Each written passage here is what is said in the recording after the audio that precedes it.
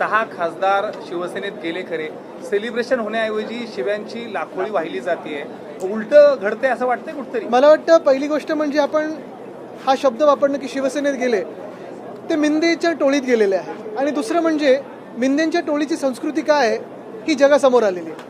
आत्ताच आपल्याकडून ऐकलं की एका पळकुटे खासदारांनी ज्यांनी सगळ्यांनाच धमकी देणं सुरू केलं, स्वप्नात पण आता इकडे तिकडे धमकी देत असेल, त्यांनी प्रेसवाल्यांना धमकी दिली, शिवीगाळ केली. पण मला एक सांगा, सकाळी केली, रात्री केली, कधी केली? म्हणजे नाही म्हणजे ते मूडमधून कुठच्या बाहेर आलेत नाही आलेत हे आहे. आणि दुसरं म्हणजे आपण पाहिलं असेल, काल संजय राऊत साहेबांनी पण सांगितलेलं आहे की लाईनीवर राहा, अन्यथा लाईनीवर आणायला लागेल. तर हे सगळं मला वाटतं भाजपचे वरिष्ठ नेते पाहतात की नाही, हे पंतप्रधान पाहतात की नाही, की पंतप्रधानांना पण अशी लोक अवतीभवती पाहिजेत, हे भाजपची संस्कृती काय बोलते हे मला वाटतं जास्ती आता महत्त्वाचं ठरेल. आमच्या घरी यायचं नाही आणि कुठलेही प्रश्न आम्हाला विचारायचे नाही, जे प्रश्न होते त्याची उत्तरं मी दिलेली आहेत. मुद्दा हाच आहे की काही ठराविक जे पळालेले लोक आहेत त्यांना जनतेचे प्रश्न नकोसे झालेले आहेत, त्यांना कुठचंही बाकीचं दिसत नाही, नुसतं स्वतःचा पैसा वाढणार कसा आणि मग आपल्या स्वतःच्या बँकेच्या खात्यात हा भ्रष्टाचाराचा पैसा येणार कसा, एवढंच त्यांना आता काळजी आहे, बाकी काही काळजी नाही. ते लोकप्रतिनिधी आहेत, अशा पद्धतीनं म्हणणं, पत्रकारांना असं म्हणणं की मला कुठलेही प्रश्न विचारायचे नाही, मग त्यांनी लोकप्रतिनिधी असण्याचं, ते आता मिंदे प्रतिनिधी झालेले आहेत, लोकप्रतिनिधी राहिले नाही आहेत. त्यांनी हिंमत असेल एवढं काय ना की शिवीगाळ करतायत, धमक्या देत आहेत, एवढे सगळे दादागिरीचा आव आणत आहेत. मी एवढंच विचारत आहे, थोडी जरी हिंमत आणि लाज असेल ना तर आज खासदारकीचा राजीनामा द्यावा आणि निवडणुका भाजपच्या चेहऱ्यावर किंवा मिंदेंच्या चेहऱ्यावर लढून दाखवा. एवढं दाखवा. म्हणजे प्रेसला शिवीगाळ करतात, लोकांना धमके देतात, कार्यकर्त्यांना धमके देतात, हे सगळं एका बाजूला. एवढं जर हिंमत असेल, एवढं जर दम असेल तर राजीनामा द्या आणि निवडणुकीला सामोरे या, हिंमत दाखवा, चला. म्हणून तर सांगतो, या फालतूच्या गोष्टी करण्यापेक्षा त्यांनी निवडणुकीला सामोरे यावं. कळेल किती दम आहे त्यांच्यामध्ये. गृह विभागाने दखल घ्यायला पाहिजे होती ना सर. बघा, ह्या राज्याचे गृहमंत्री मुख्यमंत्री आहेत, आता ते कुठपर्यंत त्यांच्या कर्तव्याचं पालन करतात हे आपल्याला कळेल, की राजकारणात ते पण खेचले गेलेत, की त्यांचे हात बांधले गेलेत हे पण कळेल. याला लागूनच या सगळ्या खासदारांना Y+ दर्जाची सुरक्षा व्यवस्था आहे. Y+ दर्जाची सुरक्षा व्यवस्थेमध्ये पत्रकारांना धमकावणं, शिवीगाळ करणं, या सगळ्या म्हणजे त्यांनाच सुरक्षा आहे, पण इतरांचं काय, हेच तर आम्ही विचारत आहोत. आणि ही सुरक्षा मग कशासाठी दिली, कोणासाठी दिली? म्हणजे लोक यांच्यापासून सुरक्षित राहावे की ह्यांना लोकांपासून धोका आहे, हे देखील आपण पहा. सर, याला लागूनच खरं तर संजय दिनाबद्दल यापूर्वी देखील पूर्ण गॉसिप होत्या, ते तुमच्यासोबत राहतील न राहतील, तरी देखील ठाकरे परिवाराने त्यांच्यावर विश्वास टाकला.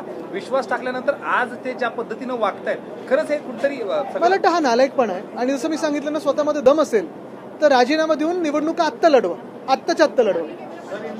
पासपोर्ट नागरिकता का आधार नहीं रहेगा, केंद्र सरकार द्वारा ये स्पष्ट कर दिया गया. तो अभी कौन सा नागरिकता का आधार रहेगा ये हमें बताएं, क्योंकि पहले बताया आधार कार्ड ये नागरिकता का आधार नहीं है, फिर अभी पासपोर्ट नहीं है, फिर अभी ये नहीं है, अभी वो नहीं है, अभी चुनाव कार्ड नहीं है. तो नागरिकता किस आधार पे तय की जाएगी ये हमें केंद्र सरकार बताए, क्योंकि आज तक हमने ये देखा है कि पासपोर्ट पे किसी अन्य व्यक्ति का नहीं तो हमारे देश का राष्ट्रपति की सिग्नेचर रहती है, और दूसरे देश को कहा जाता है कि ये मेरे देश के नागरिक है, इन्हें आपके देश में प्रवेश दिया जाए, ये इसकी हम ले रहे हैं. प्रेसिडेंट ऑफ इंडिया की सिग्नेचर है. अगर प्रेसिडेंट ऑफ इंडिया की सिग्नेचर, भारत देश के राष्ट्रपति महोदय की सिग्नेचर, ये हम इसे भी अगर राष्ट्रीयत्व का आधार नहीं मानते तो और क्या मानते? क्या ज्ञानेश कुमार के साथ फोटो खींच के बताया कि हम इस देश के नागरिक हैं? लोकसभा स्पीकर से आपके सांसद मिलने गए थे, जो कुछ भी राजनीतिक नो उम्मीद है, की उम्मीद, सदन की गरिमा रखिए. Sir, Sanjay Patil, who is the retail MP, have used abusive language while speaking to the reporters. How do you react? मुझे लगता है कि यही बात मैंने कही कि संजय दीना पाटिल हो या अन्य 5 जो हमारे सांसद है वो भाग के गए, वो हो, दुनिया भर की गालियों के इस्तेमाल कर रहे हैं, दुनिया भर के अपशब्द के इस्तेमाल कर रहे हैं, सामान्य नागरिकों को दमदाटी कर रहे हैं, धमकियां दे रहे हैं. लेकिन अगर इतना ही दम उनमें है तो आज ही इस्तीफा दे और चुनाव लड़े. देखते हैं, दूध का दूध पानी का पानी. देखिए, पुलिस में शिकायत की होगी या ना होगी, लेकिन राज्य के गृह मंत्री ये तो स्वयं मुख्यमंत्री महोदय है, तो फिर राज्य में कानून व्यवस्था है कि नहीं? क्योंकि कल आपने देखा होगा ट्रेन में भी एक हत्या हुई. वो कौन था, कहां से आया था, उसकी क्या मानसिक स्थिति थी, लेकिन क्या फ्रिस्किंग हुई कि नहीं हुई? कि ये सारे जो मेटल डिटेक्टर लगाए रखते हैं या कैमरास लगाए हैं, वो सिर्फ सारे ऐसे कारनामे होने के बाद किसी को पकड़ने में या एविडेंस जमा करने में होते हैं, रोकने में क्यों नहीं इस्तेमाल किए जाते? संजय पाटिल बोल रहे हैं कि आप तैयारी रखिए हॉस्पिटल की, आप जो उससे टकराएगा नहीं तो फिर वो देखिए ये सारी बातें बड़ी बड़ी बातें तो करते रहिए, लेकिन चुनाव तो सामने आई है, इस्तीफा तो दीजिए, इतना दम है ना तो दिखाए कितने बड़े धुरंधर हो आप। इमरजेंसी का दौर सर नसरापूर संदर्भातला एक दूसरी शिवसेना शिंदे जी की और एनसीपी अजित पवार की सेनावाली जो अजित पवार की पार्टी से विधायक है, उन्होंने यूसीसी पर बोलते हुए परसों कहा था कि पाकिस्तान का हिंदन कर दिया था कि वो कुरान के अनुसार फिर रहे हैं। तो उनके बयान को लेकर ये दो पार्टियां सवाल उठा रही कि क्या देश जो है कुरान से चलेगा, इस्लामिक कानून से चलेगा? मुझे लगता है ये सारी बातें दुर्भाग्यपूर्ण है कि भाजपा के ही कार्यकाल में आती है। हिंदू खतरे में कब आया? जब भाजपा के प्रधानमंत्री बने। राम मंदिर में घोटाला कब हुआ? जब भाजपा के अभी जो लोग हैं उस ट्रस्ट पे बैठे हुए हैं। उज्जैन जो हमारे देश की सबसे होली सिटी है, जैसे काशी है वैसे ही उज्जैन है, वहां भी जमीन का घोटाला किसने किया है? भाजपा के मुख्यमंत्री ने किया है। तो आज हिंदू खतरे में किसकी वजह से? भाजपा की वजह से। ये सारी बातें पहले सरकार में नहीं होती थी, किसी की हिम्मत नहीं होती थी। क्यों हो रही? क्योंकि भाजपा की सरकार हमारे सर पे बैठी है, यानी हिंदुओं को खतरे में लाने वाली ये भाजपा है। एनसीईआरटी में अब बच्चों को जो है इमरजेंसी का पार्ट पढ़ाया जाएगा, इमरजेंसी का काल किस तरीके से? तभी तो हिम्मत तो थी इमरजेंसी है बताने की। अभी की जो देख रहे हो स्थिति इमरजेंसी से भी खराब है, लेकिन इनमें हिम्मत नहीं बताने की कि इमरजेंसी है। आदित्य जी, ये बताइए कि जिस प्रकार से एक दूसरे को गालियां दी जा रही है, भद्दी गालियां दी जा रही है, क्या ये लोकशाही खत्म होने की कगार पर? लोकशाही खत्म हुई है, ये मान के चलिए आप। इसमें कोई दो राय नहीं कि अभी लोकशाही है कि नहीं है। हम दुनिया के सबसे बड़े फॉर्मर लोकतंत्र रहे हैं।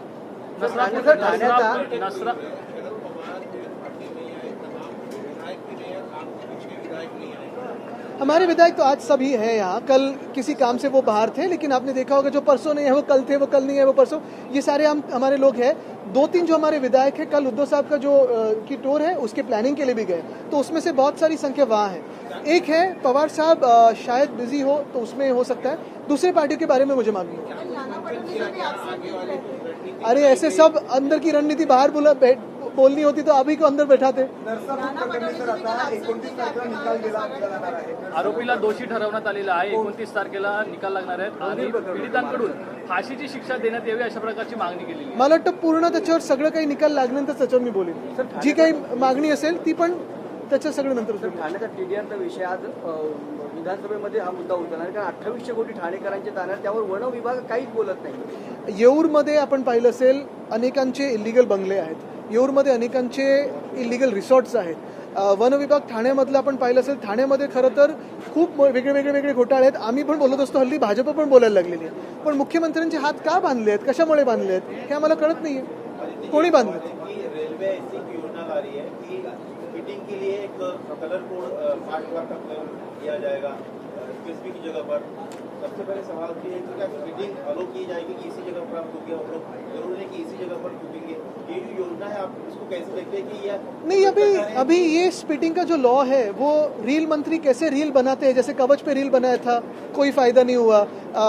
कल परसों में आपने देखे होंगे जो कल हत्या हुई है रेलवे पे, क्या रेलवे पुलिस फोर्स कर रही है, क्या हो रहा है, कोई जवाब नहीं है। तो और एक रील शायद मंत्री महोदय से आएगा स्पिटिंग पे, लेकिन उसके आगे क्या होगा पता नहीं। नहीं वो आज तो थे ना। चलो।